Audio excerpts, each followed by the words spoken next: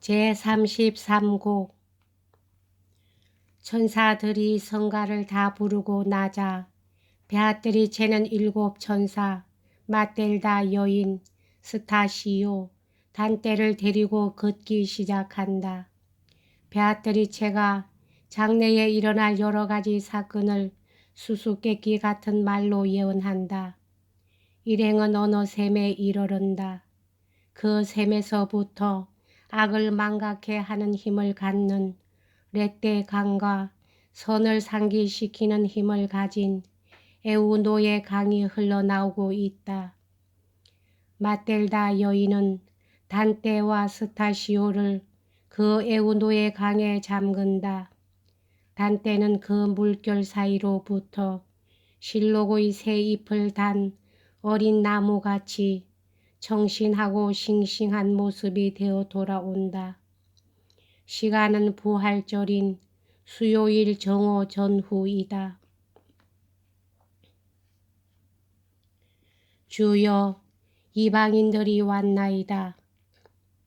어느 때는 세 사람, 어느 때는 네 사람. 천사는 우아한 성가를 번갈아 눈물 흘리며 부르기 시작했다. 베아트리체는 탄식과 동정 어린 얼굴로 그 노래를 듣고 있었는데 그 표정은 십자가로 향하는 제 자식을 지켜보는 마리아처럼 변했다. 그러나 천사들이 노래를 마쳐 그녀의 차례가 오자 베아트리체는 단정히 일어서서 대답했는데 그 볼에는 불같은 붉은빛이 어리고 있었다. 잠깐 사이에 너희는 나를 보지 못할 것이요. 그러나 또 내 사랑하는 자매들이여 잠깐 사이에 너희가 나를 보리라. 이어서 베아트리체는 앞에다 7 천사를 나란히 세우고 등 뒤에 가볍게 눈짓하여 나와 마텔다 여인과 거기 남은 현자들을 서게 했다.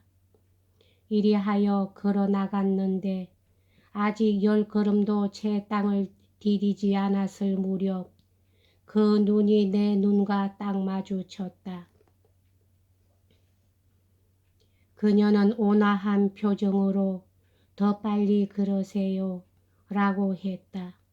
내가 이야기하는 동안은 좀 더 가까이서 자세히 말을 들으세요. 나는 시키는 대로 그 옆에 가서 섰다. 그녀가 나에게 말했다. 그대는 나와 나란히 가면서 왜 나에게 물으려 하지 않나요?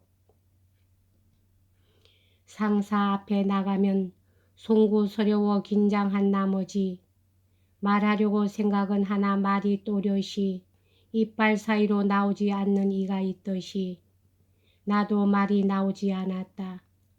나는 들뜬 목소리로 이렇게 말했다. 부인, 나에게 무엇이 필요한지 또 무엇이 좋은지는 당신께서 더 잘 알고 계십니다. 그러자 그녀가 나에게 주의를 주었다. 이제부터는 수줍음과 두려움을 버리고 꿈꾸는 이 같은 말투는 더 이상 하지 않도록 하세요.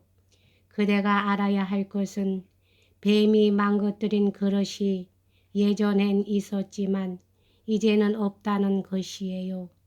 그 죄를 범한 자에게 주는 반드시 복수를 내릴 것입니다. 수레에 깃털을 남긴 독수리는 언제까지나 후손이 없지는 않을 거예요. 그 깃 때문에 수레는 괴상한 꼴로 변하고 또 미끼로 변해버렸습니다. 내 눈에는 미래가 명백하게 보이기 때문에 말하지만 별이 모든 장애물을 넘어서 이었고 올라오려 하고 있습니다. 그 시기가 오면 주의 사자인 515라는 자가 도둑질한 그 계집과 그 계집과 통한 예의 거인을 죽일 것입니다. 내 말이 스핑크스나 테미스처럼 막막하여 그들과 마찬가지로 지성을 헛갈리게 하여 그대에겐 납득이 안 갈지도 모르겠어요. 그러나 이렇고 사실이 양과 곡식의 피해를 내지 않고도 이 어려운 문제를 푸는 나이아데스를 줄 것입니다. 내가 한 이 말을 명심했다가 부디 인생의 길을 한결같이 죽음을 향해 달리는 현세의 생자에게 전하세요. 그리고 그것을 글로 쓸 때는 이제 여기서 2번이나 뜯겨진 나무를 그대가 본대로 숨김없이 쓰도록 마음을 써주세요. 그 나무를 훔치고 그 나무를 해치는 자는 누구이든 모독의 행위에 의해 주께 불경을 저지르는 자예요. 주께서는 오직 자신을 위해서만이 그 나무를 성스러운 것으로서 만드셨어요. 그 나무 열매를 깨물었기 때문에 제1의 호는 5천여 년을 형벌과 기대 속에 보내면서 그 죄의 벌을 스스로에게 내리신 분을 기다렸습니다.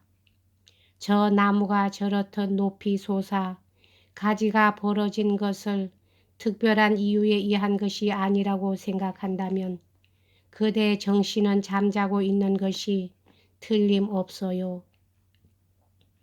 그대가 생각하고 있던 허무한 일들이 엘사의 물로 그대 머리를 어둡고 흐리게 만들거나 그 쾌락이 오디를 물들인 피라모스가 되지 않는다면 이러한 나무의 모습만 보아도 그대는 그 나무의 도덕적 의미 속에 계율로서 표시된 주의 정의를 알 수 있을 거예요. 그러나 보니 그대는 그대의 돌로 되고 돌로 변하여 물들어 버린 지성 때문에 내 말이 눈부시어 앞이 안 보이는 듯한데 부디 내 말을 그대 마음에 명심은 않을 망정 적어도 윤곽만은 잡고 돌아가 주셔요. 성지에서 돌아가는 순례자가 종려 잎을 감은 지팡이를 갖고 돌아가듯이 지니고 돌아가 주세요. 그래서 내가 대답했다. 밀초는 새겨진 모양을 그대로 간직합니다만 지금 그와 같이 당신의 말은 내 머릿속에 새겨졌습니다. 그런데 왜 내가 고대하던 당신의 말을 이해하려고 애를 쓰면 쓸수록 달아나버려 내 이해력을 초월한 먼 저편 하늘 위를 나르는 것일까요? 그 목적은 하고 그녀가 말했다. 그대에게 그대가 신봉한 학파의 진실을 알려주고 그 학설이 과연 내 말과 부합하느냐 않느냐를 보여주어서 그대들의 길이 실은 주의 길로부터 지상천에서 도는 하늘이 지구에서 떨어져 있는 만큼 떨어져 있다는 것을 알리는 데에 있는 거예요. 그래서 내가 그녀에게 대답했다. 이제껏 당신에게서 떠나 빗나간 적이 없습니다. 또 거기 대해 양심의 가책도 받을 것이 없습니다. 그러자 그녀가 미소 지으며 대답했다. 만약 그대가 기억나지 않는다면 다른 것은 그만두고라도 오늘 내 떼의 물을 마셨다는 것만은 기억하세요. 아니 땐 굴뚝에 연기 나지 않는다고 합니다만 이런 망각이야말로 실은 당신 마음이 한눈을 팔았던 그 죄의 명백한 증거인 거예요. 그러나 앞으로는 내가 말을 꾸미지 않고 할 테니까 그대의 막막한 눈에도 쉽사리 그 말을 읽을 수가 있을 거예요.